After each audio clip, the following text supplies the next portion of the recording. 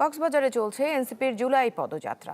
দুপুর 1টায় কক্সবাজার শহরের bus terminal থেকে শুরু হয় এই পদযাত্রা। অংশ নেন দলের আহ্বায়ক নাহিদ ইসলাম সহ সবাই।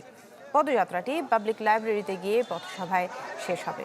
সেখানে কথা বলবেন নেতাকর্মীরা। এদিকে এনসিপির কর্মসূচি ঘিরে জেলা জুড়ে নিরাপত্তা জোরদার করা হয়েছে। এরপর এনসিপির পদযাত্রাটি 3 পার্বত্য জেলার উদ্দেশ্যে চলে যাবে।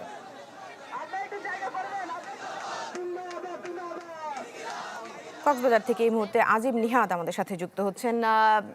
নিহাদ, এই পদযাত্রা সম্পর্কে আসলে জানতে চাচ্ছি দুপুর 1টার সময় সম্ভবত শুরু হয়েছে, কি অবস্থা সব মিলিয়ে পরিস্থিতি বলবেন?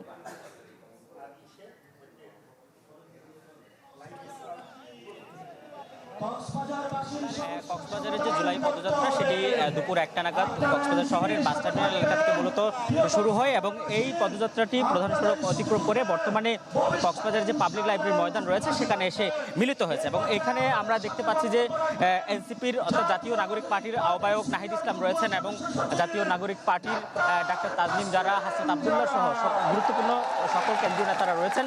তারা এই মুহূর্তে পাবলিক লাইব্রেরির ময়দানে উপস্থিত এনসিপির নেতাকর্মীদের উদ্দেশ্যে তারা বক্তব্য রাখছেন। ইতিমধ্যে নাসির উদ্দিন এবং ইতিমধ্যে সুজাউদ্দিন সহ আরও বেশ কয়েকজন বক্তব্য রেখেছেন। তারা যেটি বলছেন যে গত জুলাইয়ে যারা হত্যাকাণ্ড চালিয়েছিল তাদের বিচার না হওয়া পর্যন্ত তারা এই রাজপথ ছাড়বে না। মূলত আজকের পদযাত্রার মূল উদ্দেশ্য হচ্ছে বিচার নিশ্চিত করা, একই সাথে যে গত 15 বছর ধরে গুম খুনের শিকার যে মানুষগুলো হয়েছে তাদের বিচার পাইয়ে দেওয়াই তাদের আজকের এই এখানকার মূল উদ্দেশ্য। এখানে এই মুহূর্তে তাজনিম যারা বক্তব্য রাখছেন, তিনি বক্তব্য রাখার পরও আরও বেশ কয়েকজন নেতা রয়েছেন, তাদের বক্তব্য শেষ করে এখান থেকে পদযাত্রা পরবর্তী পথসভা শেষ হবে। শেষ হওয়ার পরে আমরা যেটি শুনেছি তাদের এইখান থেকে তারা বান্দরবনের উদ্দেশ্যে রওনা দেবেন এবং এই সাথে এই পদযাত্রা এবং পদযাত্রা পরবর্তী পথসভাকে ঘিরে পুলিশ এবং অন্যান্য আইনশৃঙ্খলা বাহিনীর সদস্যরা বেশ কড়া নিরাপত্তা জোরদার করেছে। বিশেষ করে পদযাত্রাটি যখন বাস টার্মিনাল থেকে শুরু হয়ে প্রধান সড়ক অতিক্রম করে এই যে পাবলিক লাইব্রেরি ময়দানের দিকে আসছিলেন, তখন আমরা দেখেছি যে প্রতিটি মোড়ে মোড়ে অসংখ্য আইনশৃঙ্খলা বাহিনী রয়েছেন এবং একই সাথে জুলাইয়ের মতো করে অনেকেই তারা লোকজন বের হতে আমরা দেখেছি।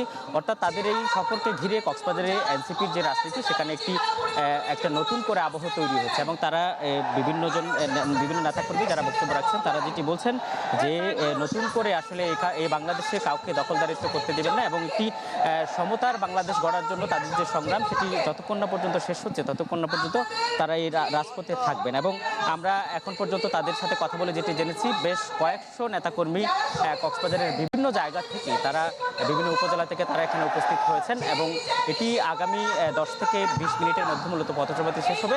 শেষ হওয়ার পরে তারা কিছুক্ষণ বিশ্রাম নিয়ে তারা বান্দরবনের উদ্দেশ্যে রওনা দেবেন। এই ছিল আমার কাছে এখান থেকে সর্বশেষ। জি আজিম নিহাদ, ধন্যবাদ আপনাকে আমাদের সাথে যুক্ত হওয়ার জন্য। দর্শক, আজিম নিহাদ কক্সবাজার থেকে আমাদের সাথে যুক্ত হয়েছিলেন।